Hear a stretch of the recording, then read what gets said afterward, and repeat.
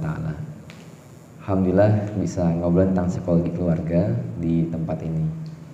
Memang pada dasarnya kalau bicara pendidikan, saya pendidikannya memang psikolog Pak, psikolog aktif, punya SIP, dan sekarang jadi pengurus pusat di Himpunan Psikologi Indonesia, dan jadi bendahara di Korps Relawan Bencana di pusat Pak. Kemudian tapi kalau doktornya, FISIP saya Pak, saya doktornya doktor daya saing daerah. Jadi bagaimana buat daerah itu maju, nah itu doktor saya Pak. Cuman kalau ngajar psikologi gitu, sehingga saya hibrid lah. Kalau di kampus saat yang saya ajar tuh psikologi politik dan kebijakan publik gitu kan. Makanya nah sekarang biasanya kalau di kalangan praktisi psikologi itu saya membantu bagaimana riset-riset psikologi jadi public policy. Misalnya contoh riset tentang anti fraud ya, anti fraud itu di bank gitu. Nah bagaimana jadi policy supaya orang nggak fraud gitu, contohnya ya. Atau misalnya sekolah itu kan supaya dia anak itu resilience, tangguh, dia harus punya kedekatan dengan gurunya. Nah kita bikin selain gurunya dilatih, polisinya gimana supaya sekolah itu bisa membuat guru dan anak jadi lebih tangguh. Nah itu kira kerjaan saya Pak. Kalau di dalam ilmunya namanya behavior public administration, jadi kebijakan publik berbasis tingkah laku. Cuman karena di Kepri saya udah metakan memang yang paling krusial itu adalah keluarga, karena kita itu punya tantangan di Kepulauan Riau, khususnya di Batam, tingkat perceraian yang tinggi, 1:6. Jadi per tahun itu ada 2.200 orang yang bercerai, 1:6. Di nasional tuh 1:14. Kita tuh hampir 3 kali lipatnya, jadi 1:6. Jadi 6 keluarga 1 bercerai. Kalau di nasional dari 14 keluarga 1 bercerai, kan hampir lebih dari 2 kali lipat, hampir 3 kali lipat. Tinggi sangat tinggi itu. Kalau di Amerika 1:2, 1:2. Iya, itu di Amerika. Jadi kita hampir kayak Amerika kan. Karena 1:6, dikit lagi tuh. Dan kalau lihat struktur masyarakatnya memang punya kecenderungan untuk berpisah lebih tinggi ya. Karena Batam ini kan masyarakatnya bukan masyarakat orang yang akan mau meninggal di sini. Misalnya kalau kita ke Jogja gitu ya, orang mau meninggal di Jogja, atau bahkan Jakarta sekalipun, orang mau meninggal di Jakarta. Tapi di Batam belum tentu orang mau meninggal di Batam. Artinya belum tentu ini jadi tempat peristirahatan terakhir gitu. Itu yang menarik ya. Artinya kan karena mindset dan behaviornya kayak begitu, walaupun sekarang saya lihat sudah mulai jadi pilihan ya. Tapi secara umum masih mindsetnya itu. Akibatnya rotasi orang dan pergerakan orang cukup tinggi di Batam dan Kepulauan Riau. Plus orang datang ke sini kan untuk bekerja. Begitu pekerjaan hilang ya hilang orangnya gitu. Kira-kira begitu. Nah ini juga akhirnya mengganggu struktur keluarga. Makanya ketika saya diminta untuk hadir di Kepulauan Riau, itu yang saya bidik pertama itu saya bikin gerakan Kepri Ramah Anak. Kepri Ramah Anak, karena kalau keluarganya ramah anak, insya Allah keluarganya nggak akan tidak akan bercerai gitu. Karena tingkat kekerasan anak juga tinggi di sini. Wajar lah kalau perceraian tinggi, nanti biasanya kekerasan anak tinggi. Kemudian nanti kalau perceraian tinggi, kekerasan anak tinggi, nanti pornografi tinggi juga. Terus nanti kalau pornografi tinggi, judi tinggi, prostitusi tinggi. Nah, itu biasanya ininya apa sih? Strukturnya ini ya, struktur masyarakatnya. Nah makanya biasanya saya bikin Kepri Ramah Anak untuk ngajarin orang tua. Pertama ngajarin supaya makin mesra suami istri gitu. Jadi kitab anti selingkuh lah ya. Karena selingkuh juga cukup besar di sini. Terus yang kedua bagaimana orang tua sama anak itu punya hubungan yang baik. Udah hampir dari mulai pertama kali saya di sini lah. Kemudian sekarang saya untuk anak mudanya saya bikin gerakan jadi tangguh. Jadi tangguh itu karena kita punya kecenderungan yang zilenial dan milenial ini secara ketangguhan ini perlu dilatih gitu. Karena gampang cengeng. Lembek sih nggak juga Pak. Dia apa ya? Karena dia biasa instan ya. Kan hampir sebagian besar hidupnya memang dapatnya instan ya. Dia mie instan, makan instan. Iya bener Pak. Ini kan behavior ya. Facebooknya orang kan kalau kita lihat media sosial itu kan sebenarnya hanya satu bagian dari kehidupan dia. Tapi kan yang ditampilkan di situ kalau dibikin jadi cerita seolah-olah itu hidup dia cuma di satu bagian itu. Padahal media sosial itu kan cuma ngintip aja, ngintip satu bagian dari kehidupan dia. Cuman karena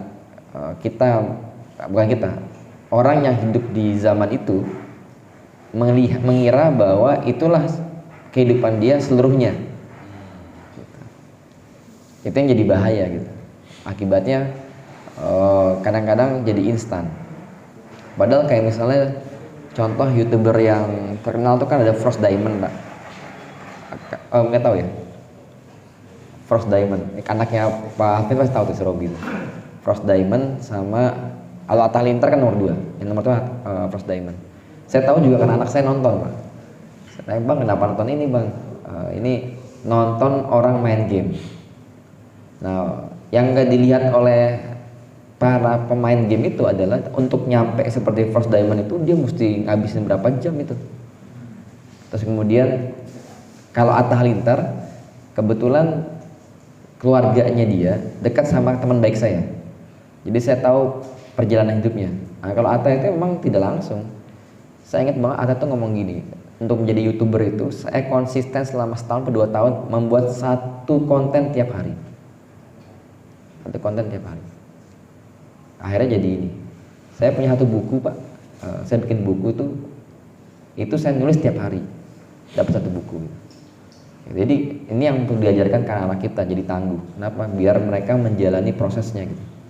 Karena yang paling bahaya itu kan fragile Pak. Fragile itu kelihatannya baik gitu, kelihatannya soleh, tapi sebenarnya rapuh. Jadi dia tidak tahan ketika menghadapi goncangan atau tidak tahan ketika menghadapi kegagalan.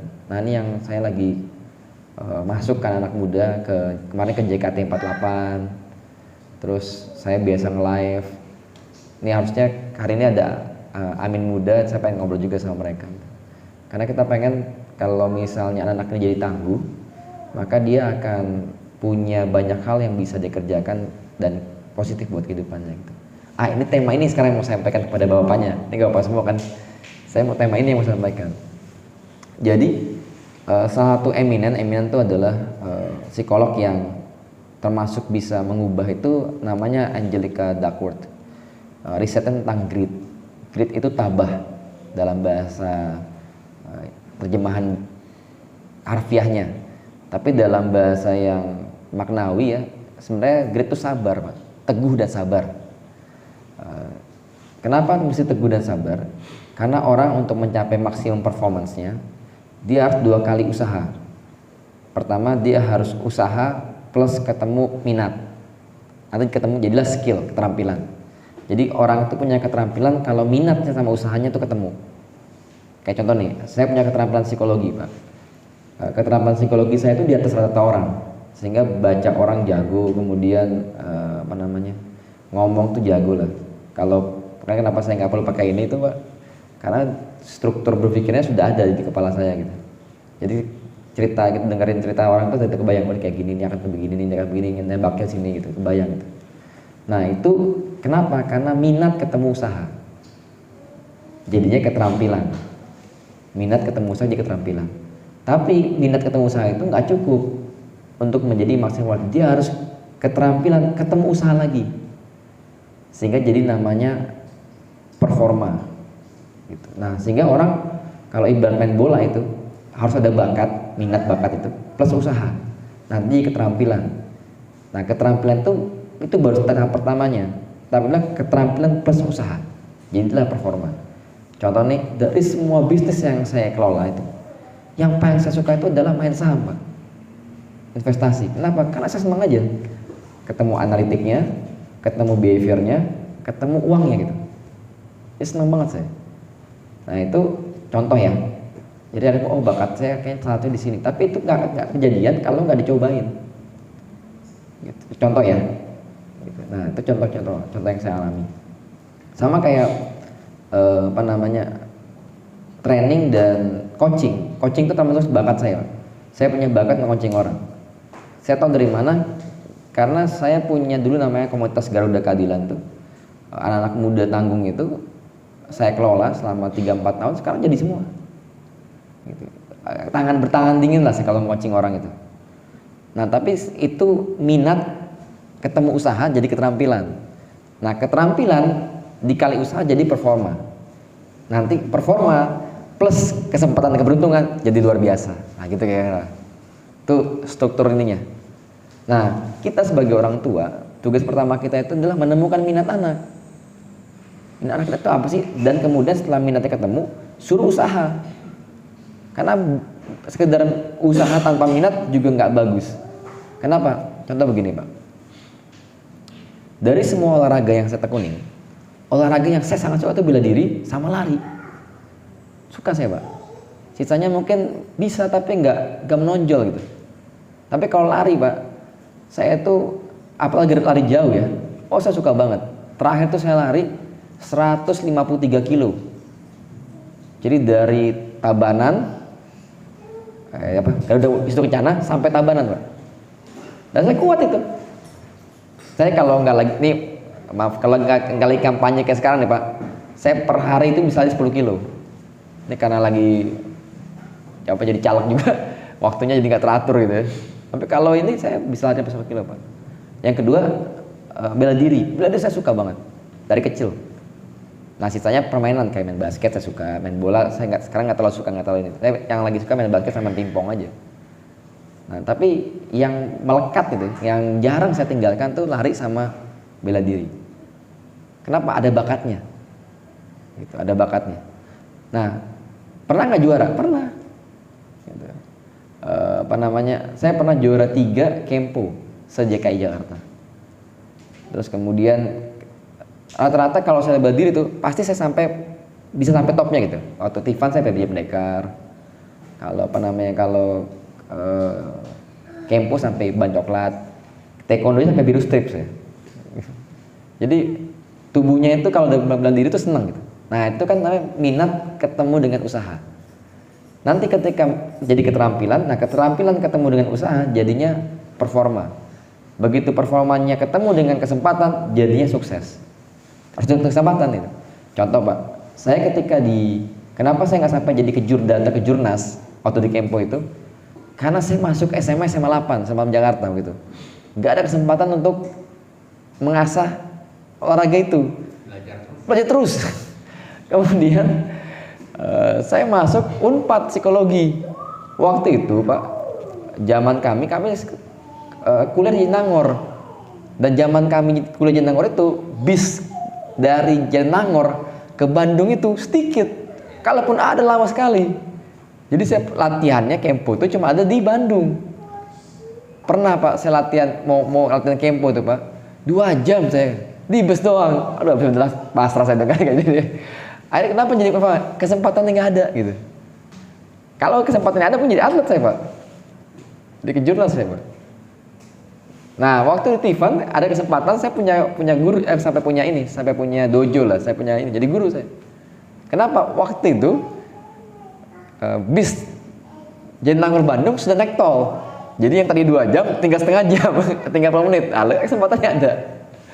Kayak begitu. Itu contoh ya. Sama kayak misalnya baca itu saya suka sekali. Memang kutu buku saya Pak. Baca dan nulis, tapi nulisnya belum terlatih banget gitu. Tapi nulis itu oke. Nah, makanya saya bisa S3 cepat gitu. Bisa switch dari psikologi ke fisik tuh gampang aja buat saya. Karena baca itu saya luar biasa. Saya jago bahasa Inggris itu bukan karena saya les, tapi karena kepaksa gitu. Baca jurnal bahasa Inggris, suruh presentasi bahasa Inggris, jadi jago saya Pak. Bukan karena itu Pak. Nah itu keterampilan plus usaha ada kesempatan. Jadilah performa. Jadi saya dokter. Nah kita sebagai orang tua itu kalau kita mau lihat anak kita kayak gitu kira-kira, dia punya minat apa, suruh dia usaha, jadilah keterampilan. Kalau keterampilan ini dikasih usaha lagi, jadilah performa. Nah, ketika performanya ketemu dengan kesempatan, jadilah sukses. 3 kali kan tahapnya. Makanya karena 3 kali tahapnya, si Angelina Dakota ngomong bahwa hidup itu butuh grit. Grit itu teguh dan tabah. Kenapa? Karena menemukan minat juga nggak gampang.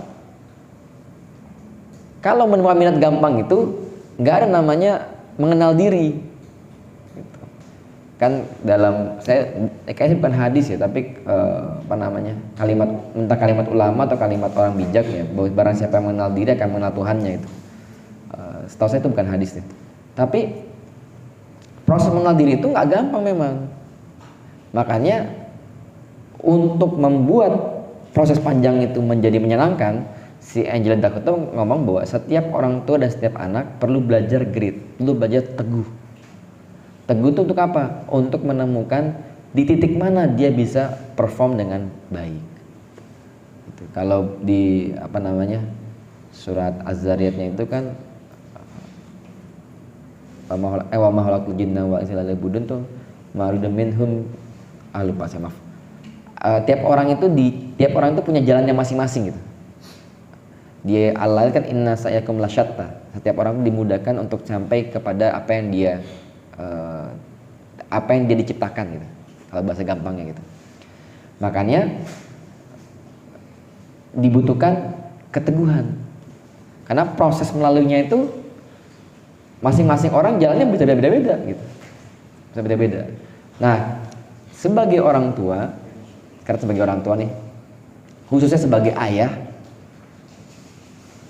salah satu tugas kita menjadi orang tua dan menjadi ayah adalah menemani anak menemukan minatnya dulu, dan menemani anak menemukan minatnya dan kemudian bersungguh-sungguh di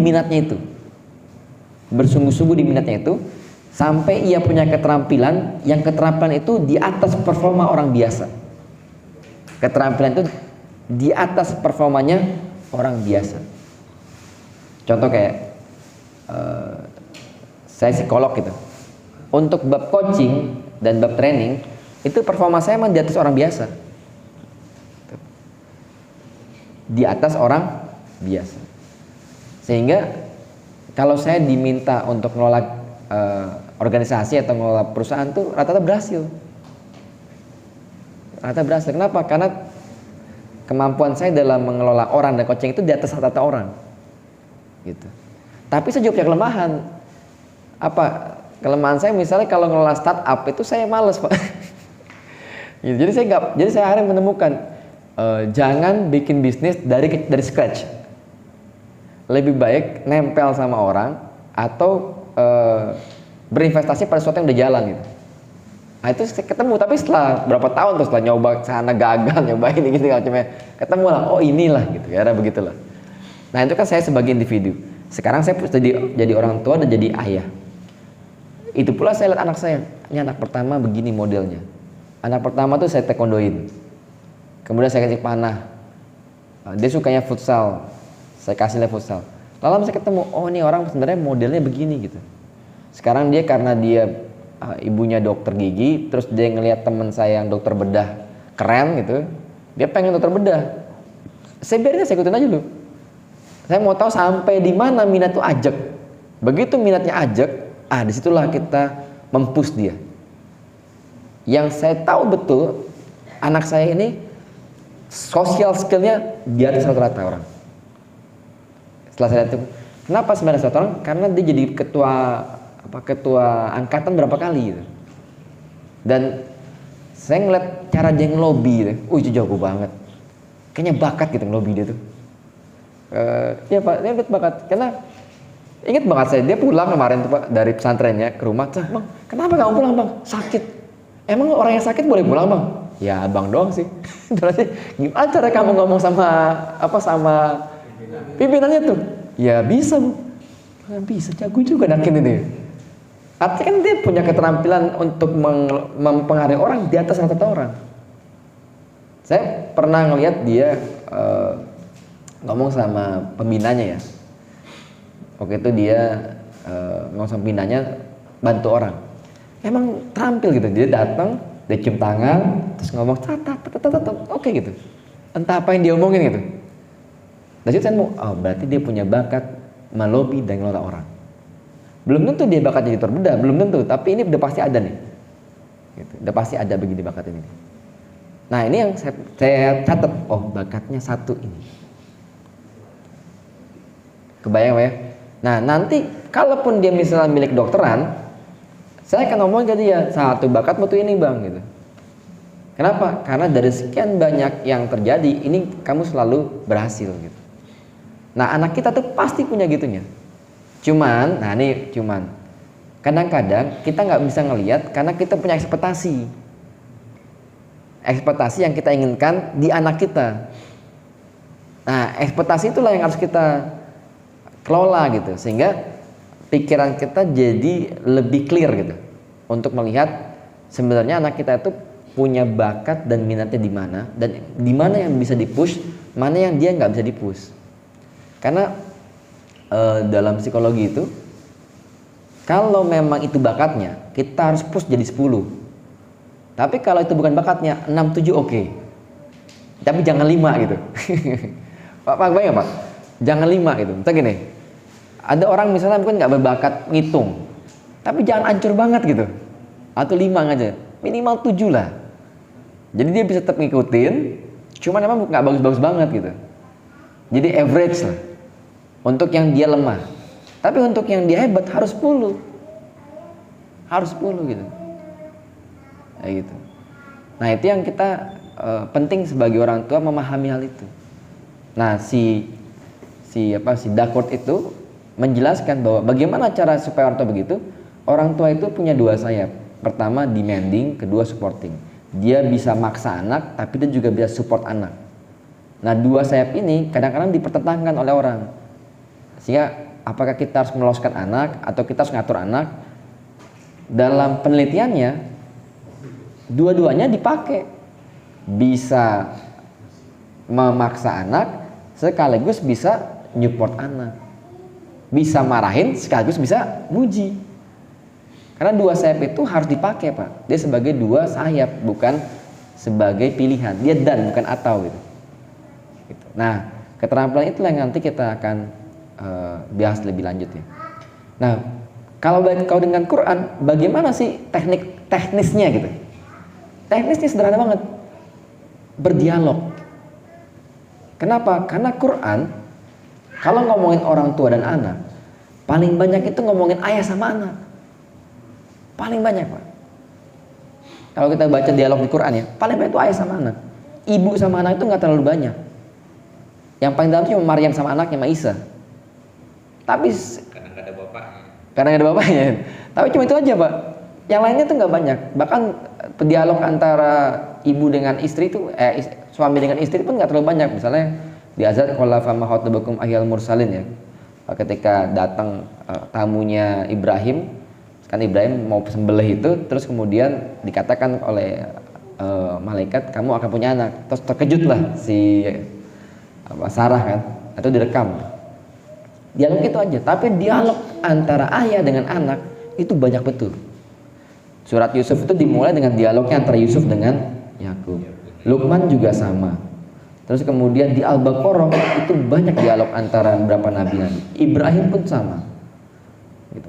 Artinya apa? Artinya memang secara Qur'ani ya, teknisnya adalah memperbaiki dialog. Makin bagus dialog antara bapak sama anak, maka makin bagus anaknya itu. Nah, teknis lagi apa? Pandai bertanya dan mendengarkan. Karena dialognya para nabi-nabi ini selalu dimulai dengan pertanyaan, atau dimulai dengan anaknya bertanya. Contoh misalnya Yakub gitu. Saya lagi mengingat dialognya secara bahasa, tapi saya ingat terjemahannya. Kira-kira begini, wahai anakku, siapa yang kau sembah setelah aku tiada? Jadi dialognya bertanya. Nah ini kan skill ya, keterampilan. Karena keterampilan bertanya ini harus dilatih. Kan kadang-kadang ayah itu kalau nggak malas nanya gitu, yang kedua nyuruh aja gitu. Kalau nggak nyuruh, perintah gitu. Padahal dalam konteks Quran ya, dialog gitu. Dialog. Makanya memperbaiki dialog antara anak dengan ayah itu memperbaiki keluarga. Dari keluarga. Dan nantinya kalau kita bicara nyambungin dengan proses penelitian psikologi itu, untuk apa sih dialog itu? Untuk ketahui kekuatan anak itu apa sih gitu. Kalau udah ketemu kekuatan anak itu apa, kita tahu bagaimana memaksimalkannya. Setelah memaksimalkannya, kita tahu bagaimana ia sabar dengan kekuatan itu. Kenapa? Biar bagaimanapun satu keterampilan itu nggak bisa langsung jadi gitu. Nggak bisa langsung jadi gitu. Tetap harus dilatih sampai ia jadi sesuatu. Karena sensitivitas dan insting untuk mengeksekusi sesuatu itu tetap butuh pengalaman. Walaupun misalnya gini, contoh kita ambil kalau di umum misalnya Beethoven atau Mozart ya, kan dia berbakat musik. Tetap saja walaupun dia berbakat musik, untuk nyampe di performanya butuh waktu. Tapi butuh waktu. Terus kalau di ahli hadis lah, kayak Bukhari atau Muslim, untuk dia sampai menguasai sekian banyak hadis itu butuh waktu. Gitu. Bahkan sekelas Imam Syafi'i yang mendengar itu langsung hafal kan, tek gitu. Itu pun butuh waktu sampai dia bisa mengkodifikasi, sampai dia bikin itu butuh waktu. Nah, butuh waktu itu yang disebut sebagai teguh dan sabar. Karena untuk sampai jadi master dalam bidang tertentu atau dalam bidang yang dia jago, tetap butuh waktu. Nah, itulah yang nanti tugas kita sebagai ayah, menemukan kekuatan anak, lalu menemani anak untuk mengasah kekuatan itu sampai jadi suatu keterampilan, lalu menemani anak sampai keterampilan itu menemukan momentumnya sehingga jadi kesuksesan. Nah, itu kira-kira pengantar diskusi kita, Pak. Next Sampan Bersama Kekasih cukup sekian, terima kasih. Subhanallah, Aulia. Jadi silakan.